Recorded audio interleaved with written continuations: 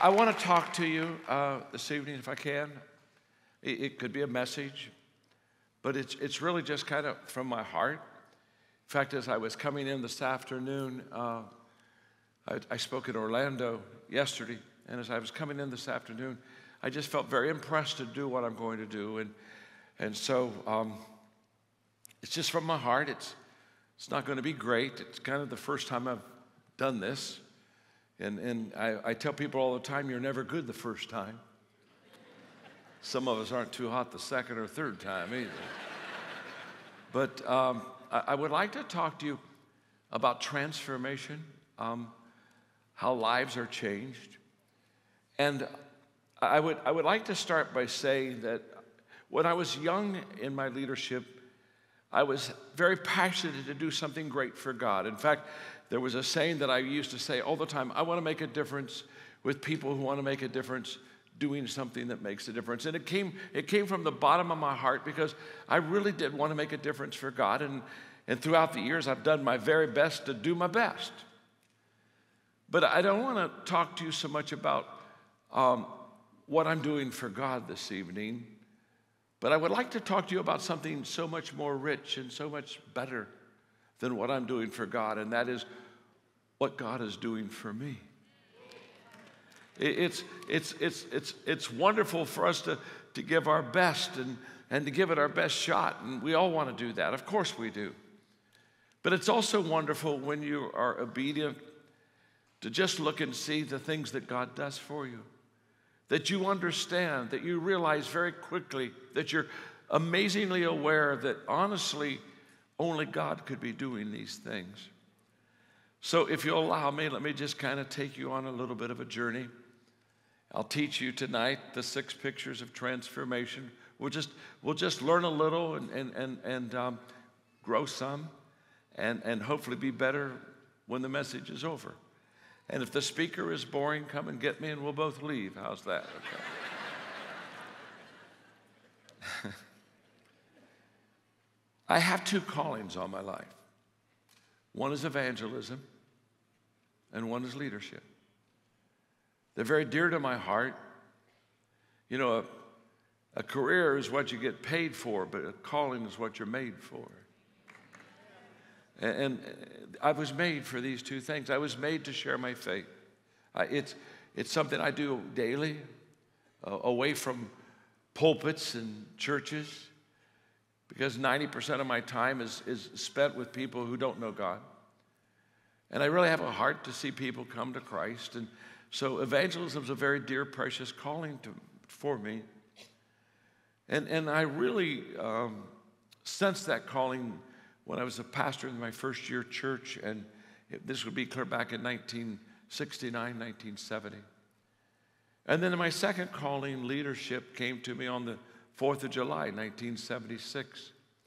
I'm still in my 20s, and I'm speaking to 5,000 people in my church. It's an outdoor dale. It's the 200th birthday of America, and I'm preaching on America and revival and how I wanted to see our country turn and change and be transformed.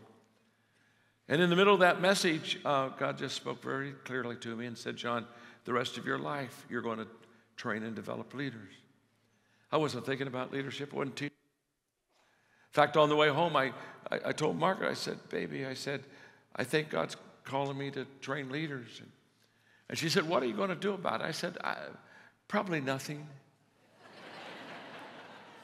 I said, if God has really called me to do that, He's going to have to open the doors. And I'll walk through them. I have not an inkling to be disobedient at all, but I don't want to take a crowbar with me and knock down the doors. I want to see Him do this work that He's called me to. That week, I literally had 2 invitations to go to different groups to speak on leadership. And the doors opened, and they've opened all my life, okay? And through the process of training leaders, we developed organizations, and we developed people that could help us do that. And from really about 1997 up to about 2005, we just trained leaders around the world. And we did it through people, and it was amazing. And we trained 6 million leaders in every country of the world. and through our nonprofit organization. And it was just a wonderful thing. And I'll never forget on our nonprofit board when we kind of felt we had finished that chapter, I shared with them that I felt there was another chapter yet in our life, in my life, in their life. And that is, I said, I feel that we ought to take the leaders that we've trained and turn trained leaders into transformational leaders. You see, a trained leader focuses on the vision. He focuses, or she focuses, on the outside, and by the way, that's good. Trained leaders focus on the vision. Transformational leaders focus on values. They focus on what's on the inside, what's in the heart. Trained leaders are for today. Transformational leaders are not only for today, but they're for tomorrow. Trained leaders help people be successful, but transformational leaders help people become significant. And so we began this journey, and it was a journey that I didn't have a lot of answers for, except I just knew that we needed to help people be transformed. The reason that I'm so passionate about leadership is when I was young, I came to the conclusion that everything rises and falls on leadership. Everything. When you have good leadership, things turn out well. And when you have bad leadership, it just goes down. It always does. It's a life-changing principle that has lasted for generations. It's true in business. It's true in government. It's true in faith and Christianity. Everything rises and falls on leadership. And so we ask ourselves the question, what allows leadership to rise? What allows leadership to do well? And it's just simply two things. Leadership does well when leaders have developed good leadership skills. They really understand how to lead well. And it also rises when those leaders have good values. And what I don't want you to miss is it's not either or, it's always both and. It's not like I have good leadership skills, but I have poor values. We don't want that. I mean, if you have great leadership skills, but you lack values, what you'll do is instead of leading people, you'll manipulate people. You'll take advantage of people. And manipulation is always wrong. We have to move people. Leaders move people, motivate people. But manipulating, when I manipulate you, I move you for personal advantage. And so if I have good leadership skills, but I lack good values, I will always take advantage of you. And the reason that I will is because leaders see more than others see, and they see before others see. And if I see before you, and if I see more than you, it puts me at a distinct advantage over people. And so when we spend time with leaders of countries,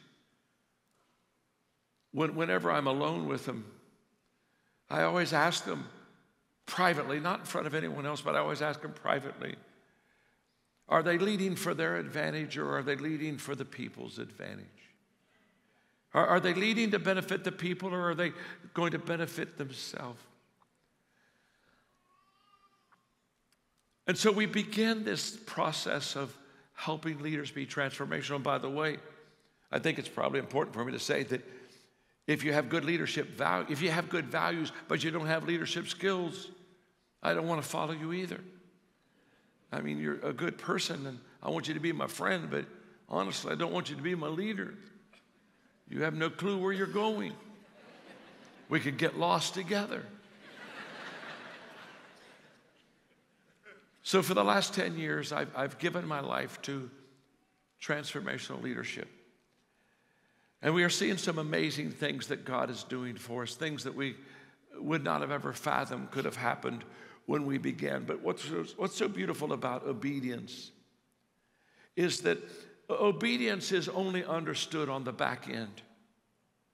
It's not understood on the front end. So when God asks us to do something that we don't understand, there's a hesitancy because we haven't got it all figured out.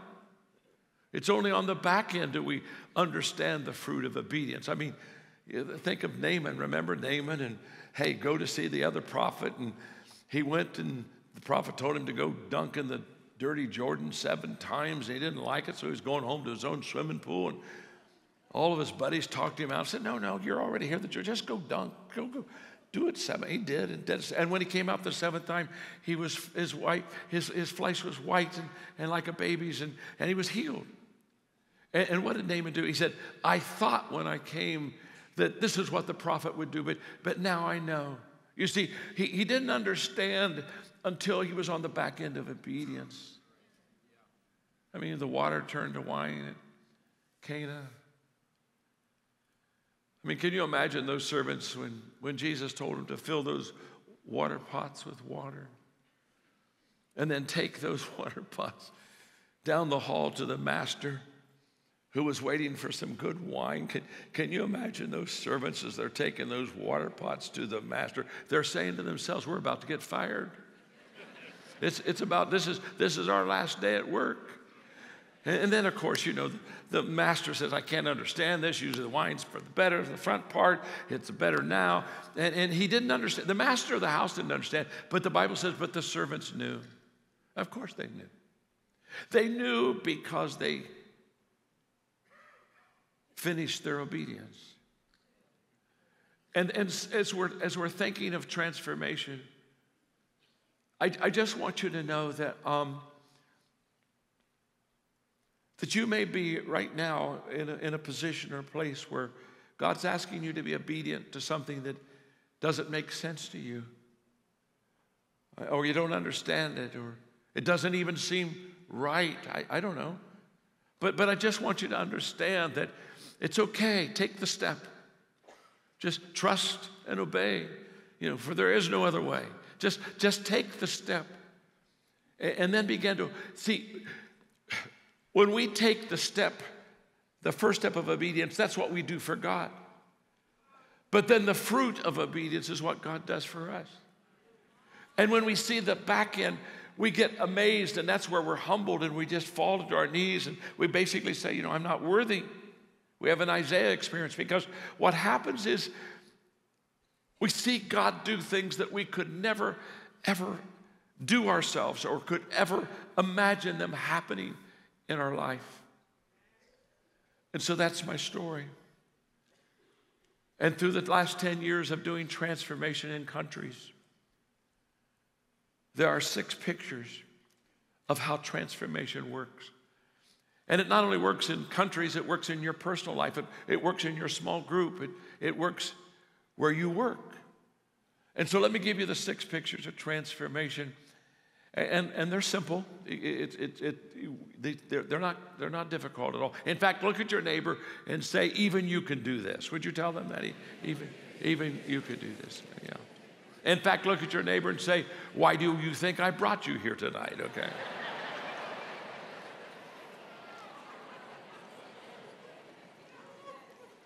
So here we go. The first picture is a picture of you. That's right. The first picture of transformation is you. Because that's where transformation begins. Transformation begins in my life. I can still remember when I received Christ at 17 and the passage that Paul wrote, therefore, if any person be in Christ, they become a new creation. Old things pass away. Behold, all things become new. I can remember on a Friday morning getting ready to go to school and reading that verse. And the Spirit resonated that scripture with my heart. And I walked to school that day, and I knew that I was changed, that I was transformed. And that was the day I began to be a transformation carrier. That was the moment that I realized that my life was changed. It began with me. It always starts with me.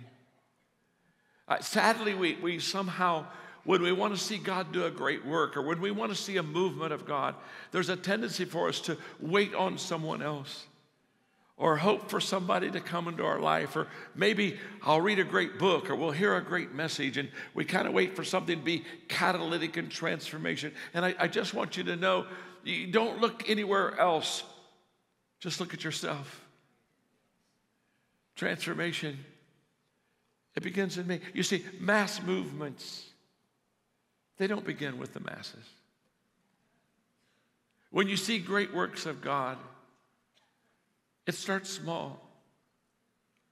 And it starts with you. And the moment that I am transformed, I begin to be contagious.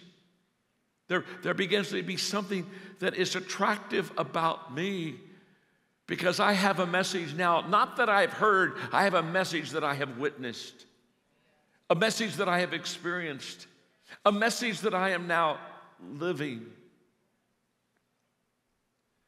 I have such a heart, just such a heart for the church to be contagious again. We're not contagious.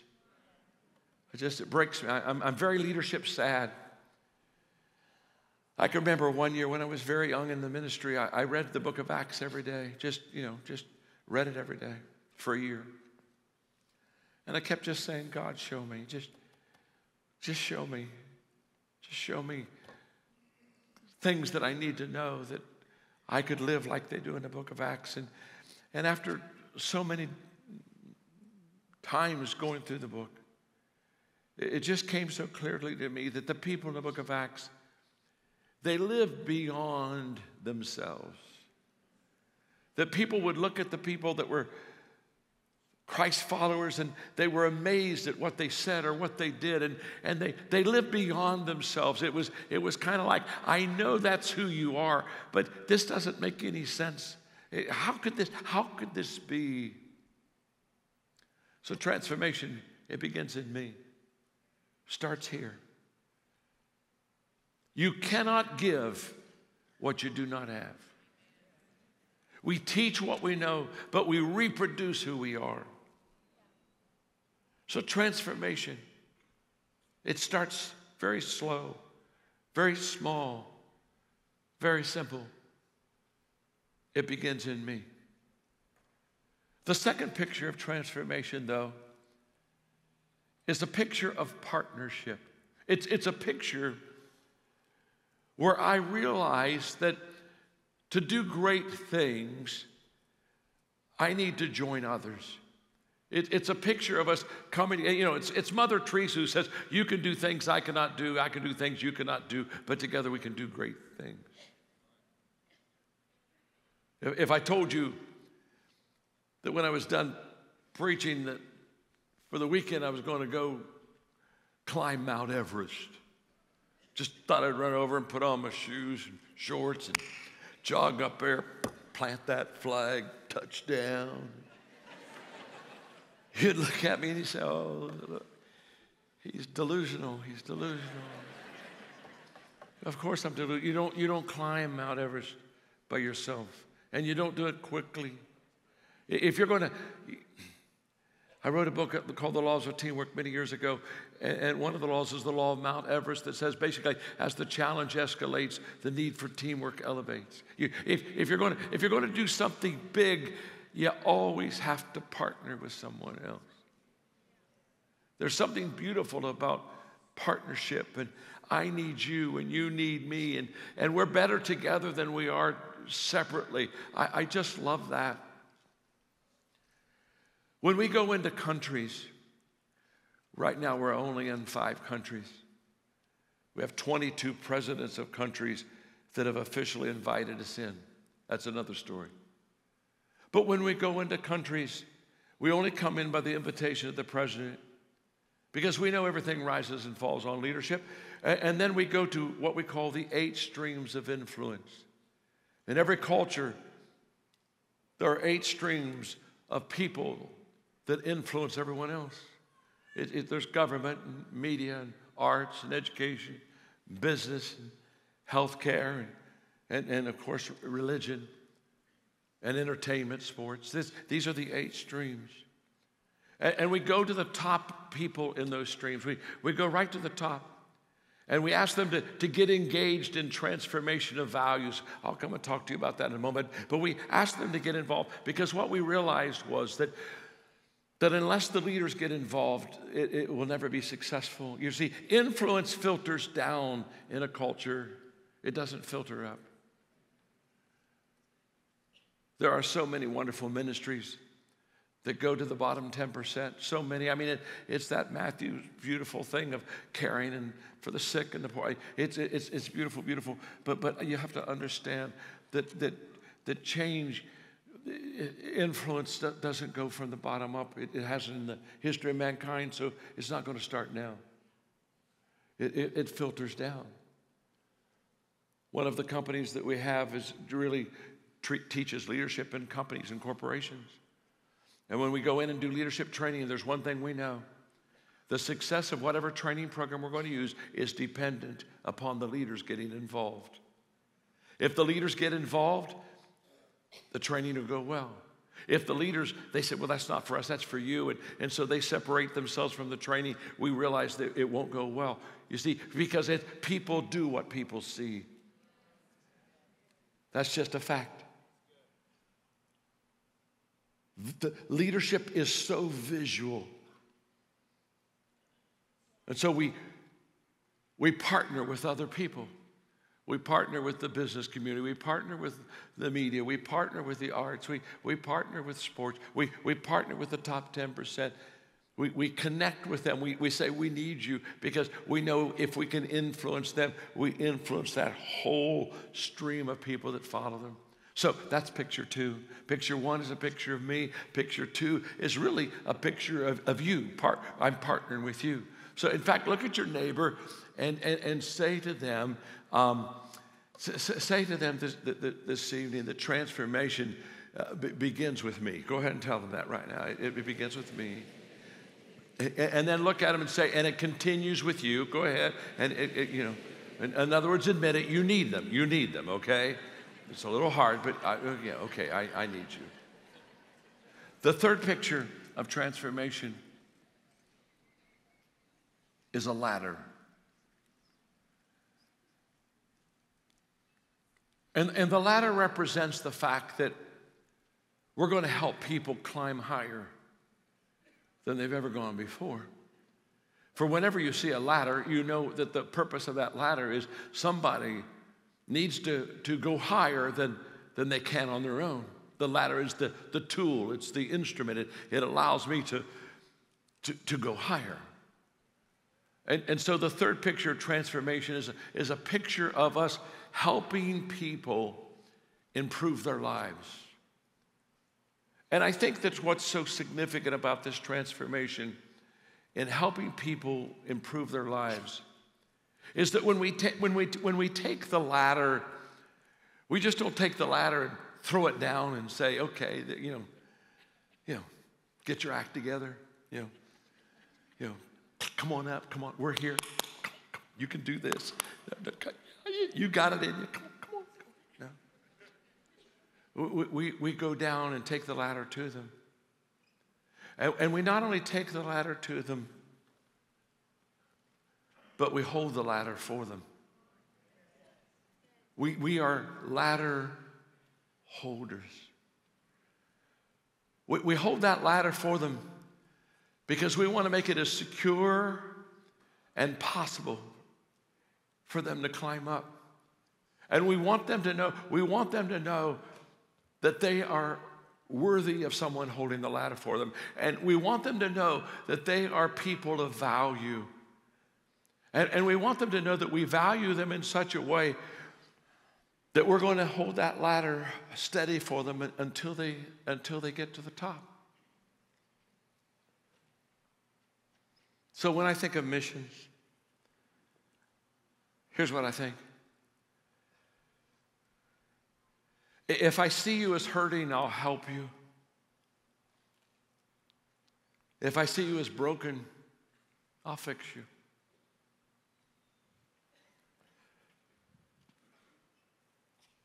But if I see you as valuable, I'll serve you.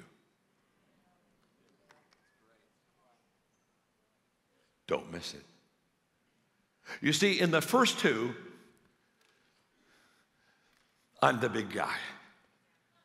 I saw you as hurting, so I helped you. And I saw you as broken, so I fixed you. And you say, boy, thank God, John. I'm so glad you came along. What would I do without you, John? Let's sing the hallelujah chorus. But the moment that I see you as valuable, The moment as I see you as a person that has great value in your life, God created you, then I serve you.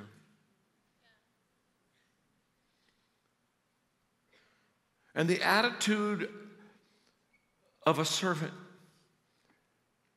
is so much more different than the attitude of a person who came along just in time to help those poor people.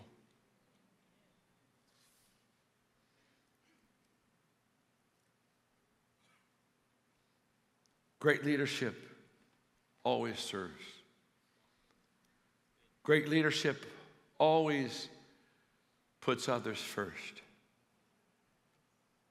Great leadership wishes the best for others at all times. So, we've gotten 3 pictures. We're halfway through this. We're getting good on transformation. First of all, let me ask you a question. How many of you are learning something, huh? Are you learning something? Okay, all right. We're learning something. That's good, that's good. Look at your neighbor and say, I'm learning something. Go ahead and tell them, I'm learning something, okay. Now, look at the person you just said that to and say, you've got a lot more yet to learn. We're only halfway through. We're only halfway through. Are you with me? First picture is a picture of me. Transformation begins in me. The second picture is a picture of partnership. Now we come together. We come together. And then we get the ladder. We get the ladder. Okay, why? To help people, to lift people up to their potential. Are you with me? Now the fourth picture is a picture of the heart. It's a picture of the heart. It represents the values of life, okay? It's a beautiful picture. It's a picture of being better on the inside than you are on the outside. It's a picture of being bigger on the inside than you are on the outside. Out of the heart come the issues of life. And the heart represents values. Don't miss this. In the year 2000, we had some corporate distrust in America. If all I have to do for you that are a little bit older like myself, all I have to do is say one word and we're all on the same page. Enron. This incredible company in Houston all of a sudden, overnight, folded because they weren't who they said they were. What they said on the wall was not demonstrated in their walk. They were dishonest. They took advantage of people. They went to prison. It was a terrible time. And then Tyco, and I mean, we could go on with other companies. And I was writing at that time for Time Warner, and they asked me to come to New York City for dinner, and I did. And when we sat down, they asked me if I would. They said, John, will you write a book with all the corporate scandals? Will you write a book on business ethics? And I said, well, I can't. And they said, why not? I said, well, to be honest with you, there's no such thing as business ethics. And they looked at me and said, what do you mean? I mean, look what's happening in these companies. What do you mean there's no such thing as business ethics? I said, what I mean is there's no such thing as business ethics.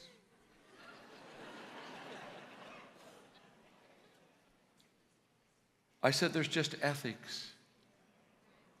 You either have them or you don't. And if you have them, they work in business. Oh, happy day. Yes! God.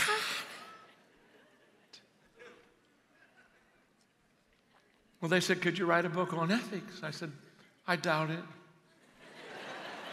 And they said, well, why now? I said, because there's no absolute truth in a culture. How can you write on ethics when everything moves? I said, it'd be very hard to write a book on ethics in our culture. I said, give me a month. Let me talk to my people. Let me see. Let me see. And I came back a month later and said, I'll do it. I will. I'll write a book on ethics. And I did. And I based it on the golden rule. Just treat other people like you would like to be treated. Our team did research. Every religion in the world has a golden rule. Every culture has a golden rule. The golden rule is truly gold. And so I wrote the book on the golden rule. In fact, I got more awards on that book I've written than any other book I've ever written. It just went kind of crazy, to be honest with you. But it was a eureka moment for me, and this is what I don't want you to miss.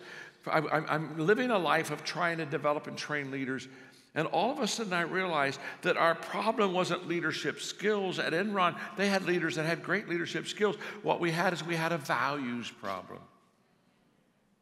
Don't miss this. We've lost our way because we've lost our values. And when I wrote that book, all of a sudden, I saw light. I saw that if somehow I could teach people good values, if somehow they could learn good values, that it would make them more valuable. It would make them more valuable to themselves. It would make them more valuable to their neighbor. You know, if you read the passage of the fruit of the Spirit, where, you know, love, joy, peace, we know this passage very well. I've preached on it. I've heard many messages on this. But can I tell you, I've never heard any message on the last sentence in that verse.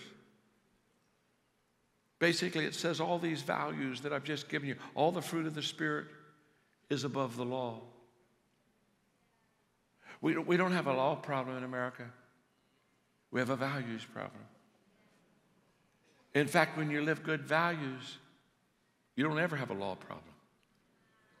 But if you don't have good values, you'll find a way to break the law every day. Wow. And that's when I discovered that values, teaching good values to lost people, and having them understand how good values will help them become more valuable to themselves and to others, was the beautiful next step to being able to share your faith with them. Because the moment that they begin to embrace good values, they begin to be much more open to the teachings of Jesus. So when you think back at that ladder that we hold for people, each rung of the ladder is another good value. And every time they learn a good value and live that good value and practice that good value, they just take another step on the rung, and then another step, and then another step, and there becomes to be a values lift.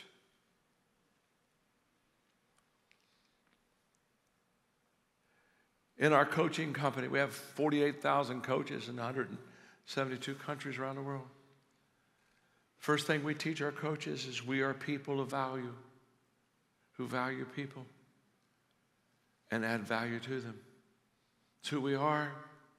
It's what we do. It's our DNA. We are people of value who value people and add value to them. What would happen if you really want to talk about revival and evangelism? I'm just digressing for a moment, then I'll get right back. What would happen in America if we as Christians valued people? Hey, valued people that are not like us. See, we value our own people. Oh, we're good at that. But you know, the verse just messes us up. For God so loved the world, not just us.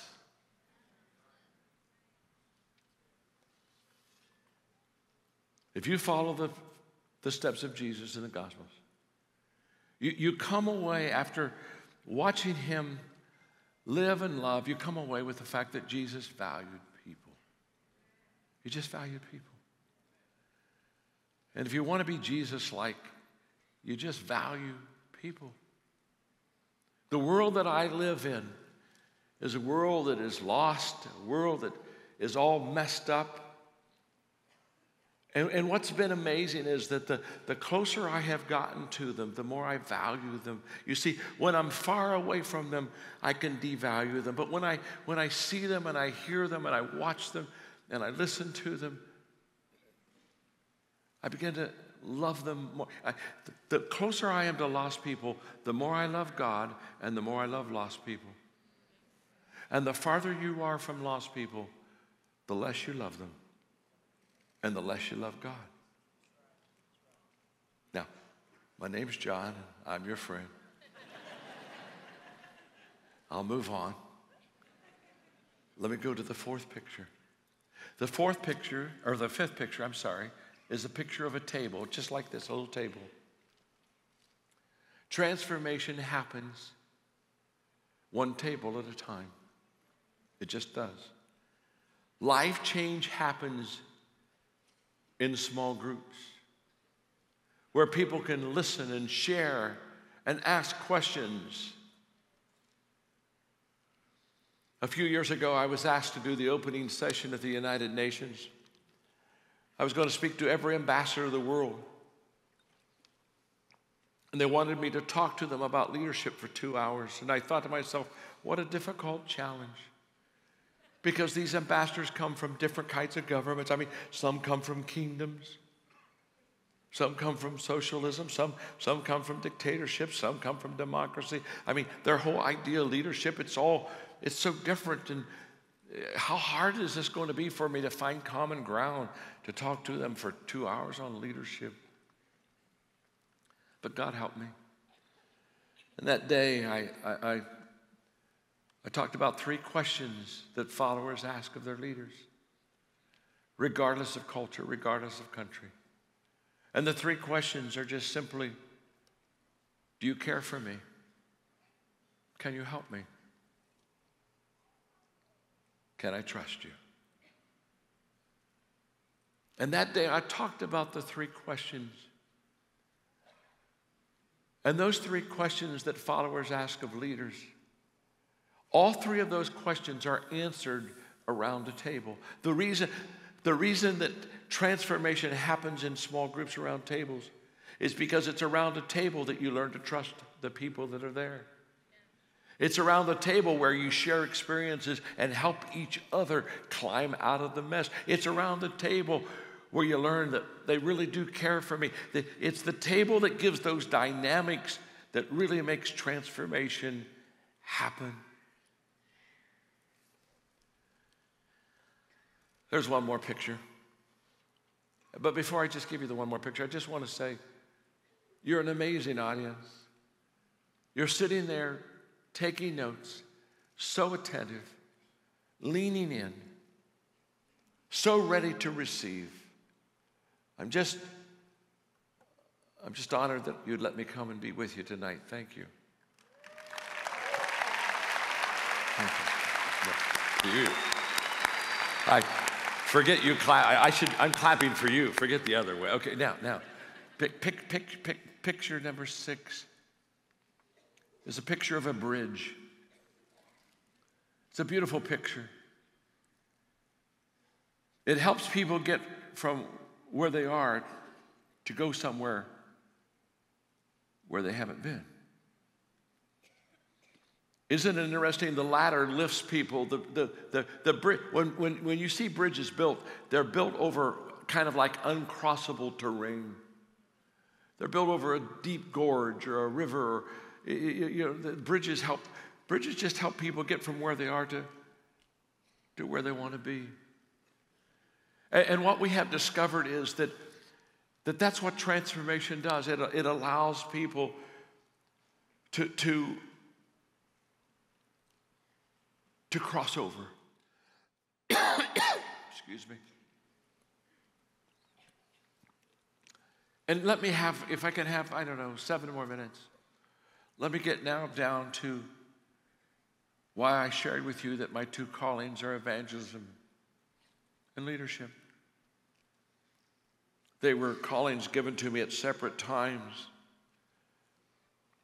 And in the beginning, they didn't conflict, but I never saw how they would connect.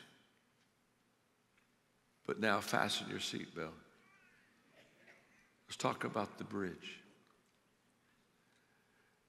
For me to be effective in evangelism, I have to cross a bridge, and I have to go where people are, lost people. Paul said it so well. I entered their world. Why did he enter the world? To learn from their perspective. Paul knew that the only way that he could ever reach people for Christ is to understand them, to see their perspective, to be able to connect with them, not where he was, but where they were. Not with what he knew, but what they knew. And so when I crossed over, I was a pastor for 25 years. And I was in a publishing meeting one day, and our publisher said to me, it totally surprised me. He said, John, he said, 2/3 of your books are being read by business people. I said, you're kidding. I had no clue. He said, no. He said, they're not going to Christian bookstores. They're going to Barnes and Nobles and back then Borders and all the books. He said, they're buying, they're just eating your books up alive. 2/3 of them, they're secular. And right at that moment, God just spoke so beautifully to me and said, it's time for you to cross over. You need to go, you need to go to where the people are, the lost people are. And so I was at a beautiful church in San Diego, and it was going so well. And I just loved pastoring, loved everything about it. But after we were in a $50-some million building program, so I stayed there until I got everything settled and good, and then I resigned. And it was greatly misunderstood. A lot of people thought I sold out to, people would say, well, John, you left the ministry. And I'd look at them and say, honestly, I don't think so. I think I'm diving in, unless I'm missing something. But anyway. But when I crossed over in the bridge, I did it for one reason, not to sell more books. I did it so that I could become salt and light to a dark world. Salt makes things better, light makes things brighter. And I want to make things better and brighter. And so as I crossed over, I was like Paul. I became a servant to all these people, and I began to ask questions, and I began to get their perspective, and I just kept seeking ways of how can I add value to them so that I can share my faith. And I came to the conclusion that before I ever shared my faith, I would add value to them.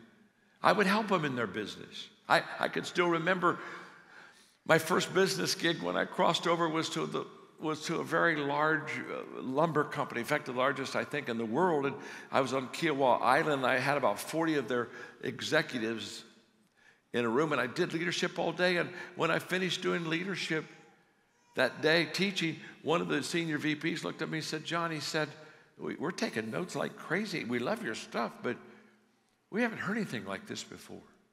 This is different. He said, where do you get your material? And I looked at him and I said, you don't want to know. He said, well, what do you mean? We don't want to. I said, you don't want to know. I said, can you just trust me? You don't want to know. Well, the more you tell people, they don't want to know, the more they want to know. And so they're saying, no, we really do want to. I said, listen to me. My name's John. I'm your friend. You don't want to know. And if I told you, you'd be disappointed. Well, now they can't handle it. You got to tell us. You got to tell us. And so I looked up and said, okay, everything I taught you today is from the Bible. And they groaned. They went, oh. And I looked at them and I said, I told you you didn't want to know. I'm trying to help you. You don't want to know. But now you know. And since you know that I'm a person of faith, I'll be at the cocktail hour at 6:30. I'll be in the corner. If you have any questions about God, just come and ask me. That evening from 6:30 to 7:30, the line never stopped. And I walked out.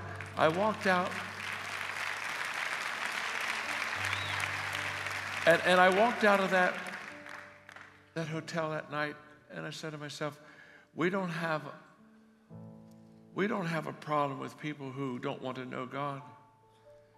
We got a problem with people who haven't had the right picture of God. It was from them that I learned the 4 pictures of God. that I've used around the world and seen tens and tens and thousands of people come to Christ.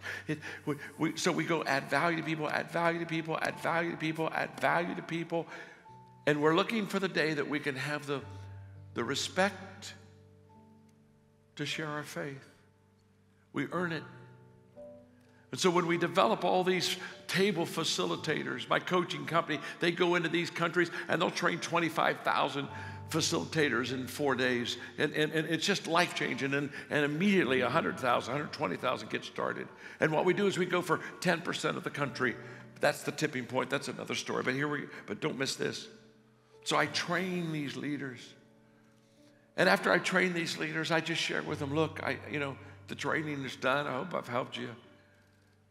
Now, honestly, there's one other thing I'd like to do, but I would never do it in a public venue like this. I would really like to teach you and talk to you about the secret of my success, which is my faith, my relationship with God. And we'll take a 15-minute break, and if you want to come back, I'll share with you my faith. But I would never do it here because there'll be many of you that you don't want to hear it, and it's okay. I understand it. In fact, I would encourage you, you don't have to stay. In fact, you've got things to do. Go ahead. Honestly, I love you. Thanks for being here. 95% stay. And then I share my faith. And over half the people receive Christ. Now listen to me.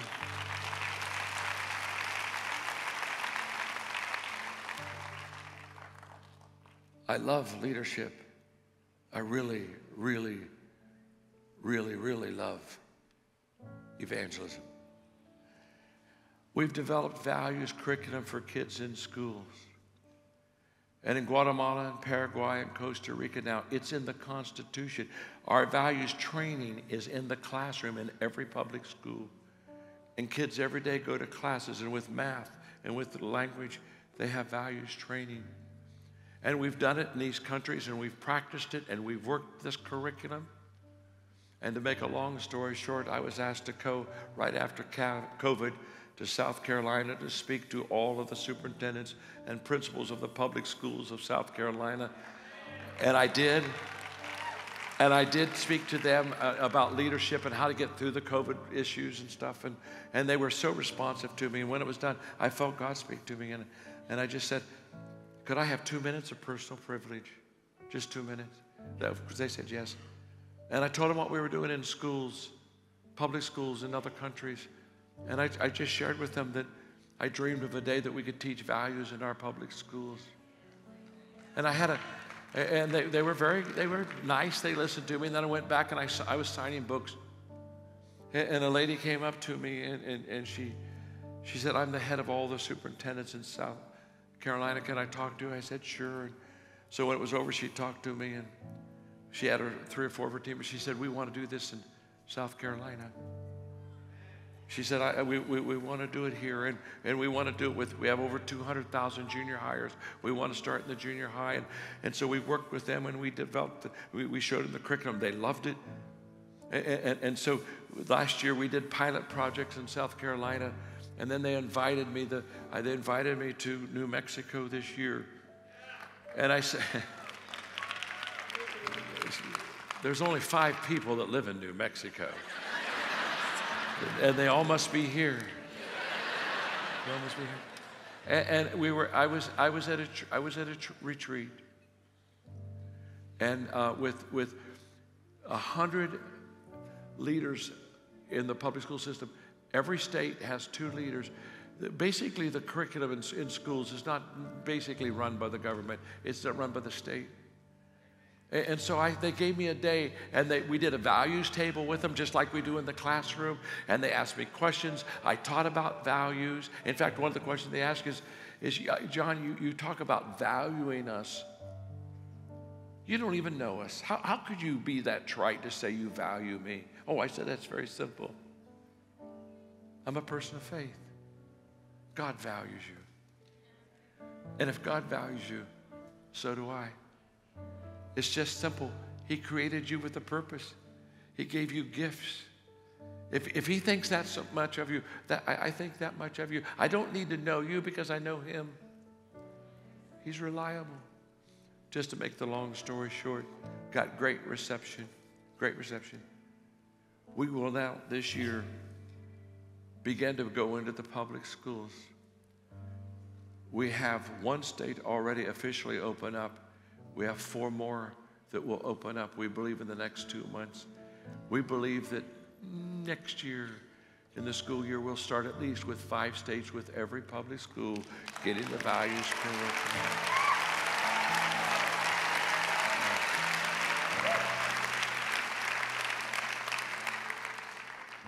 I think I've probably preached too long because the guy's been doing music behind me for 10 minutes. You know, I don't know if he's either needing practice or the fact that, hey, maybe he's getting bored and saying it's time for you to shut up. You know what I mean? I don't blame him either way. You can keep playing. I'm having fun. You can keep playing. It's all right.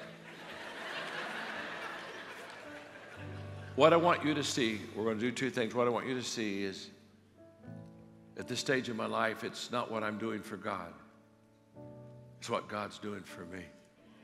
And he's doing exceeding abundantly, more than I could ever ask, more than I could ever think, more than I could ever imagine, more than I could ever dream in my life. And I'm just very grateful. I'm very grateful. Will you pray for us? Will you pray for us that we really can continue to have the increasing influence we're having in the public schools? Wouldn't it be wonderful in the next 5 to 6 years if literally many of our states would be having values curriculum in their curriculum? Wouldn't it be a beautiful thing? Only God can do that. Only God can do that. Okay, I gave you 6 pictures of transformation tonight, didn't I? Huh? Transformation begins in me. Yeah. When I, join hands with others. Huh? What? To help people climb up to their potential, to learn and live good values around the table, to build a bridge to a better future. That's what transformation is. Now, so can we have some fun? I want you all to stand. Everybody stand. I want you all to stand. We're going to do the motions, and we're going to say it together. And literally in 2 minutes, you're going to be able to explain transformation to anybody. And by the way, I wrote a book called Change Your World. Change Your World. Pick it up. And it'll take everything I've talked to you about tonight, and it'll help you learn how to be transformational in your community. Okay, so here we go. We're going to do the motions. We're going to go do the whole thing. Are you ready, huh? Now, we'll practice the first time. You're never good the first time, so I don't expect you to be good, but I expect you to participate. Transformation begins in me. When I join hands, shake hands with the person beside you. When I join hands with others to help people climb up to their potential, to learn, live good values around the table, to build a bridge to a better future. Oh, this is good. Oh no, this is good. This is good. Oh, you're going to rock. Okay, look, okay, let's try to say, let's say it, let's practice one more time, then we're going to kill, okay? Transformation begins in me when I join hands with others to help people climb up to their potential, to learn, live good values around a table, to build a bridge to a better future. Oh, come on. You got it. Look at the person you're standing beside you and say, even you are doing a good job. Go ahead and tell them, even you are doing a good job. Okay, are you ready? Okay, are you ready to rock this place now, huh? See, once you do the motions, once you understand the pictures, you never forget transformation. Now you go to your work and you start these transformation. But by the way, we have what we call a salvation scoreboard. Our salvation scoreboard comes from our main offices now. And it comes, and once a month, it's just like a railway station where all the numbers start clicking out. And every month it updates us. And in this last year, we've led 1,000 people every day to Christ around the world. 1,000 people every day to Christ, every day. And I got to stop and say thank you, Victory. I want to thank you. I want to thank you, Victory, because your church helps us financially in this area. You support us in your missions. So 1,000 a day right now. We will hit the 1 million mark next October. We'll hit the million. But in 2025, we know this for a fact now because we have these tables running everywhere. In 2025, we'll be reaching 1 million people every year to Christ. Every year. That it's just, so thank you. So thank you. Thank you for, thank you. Okay, are you ready? Go, kick it. Come on, you ready? Transformation begins in me when I join hands with others to help people climb up to their potential, to learn and live good values around a table, to build a bridge to a better future. Give yourself a hand. God bless you. Thank you very much.